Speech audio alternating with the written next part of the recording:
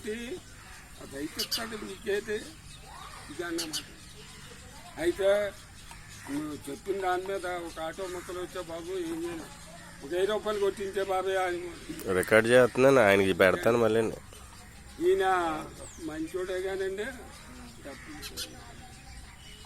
డబ్బు ఏమో అది చాలా ఏదన్నా వచ్చింది చూడండి, మీ దగ్గర అబద్ధం ఉంటాయండి, ఫోన్ చేసే చెప్పేస్తాను. పోయినా వద్దా వాళ్ళకైతే ఇంకా నిత్య కళ్యాణం అండి ఆ మిల్లు అంతా కోతది. మనకి ఎందుకండి మన మాకు ఇగో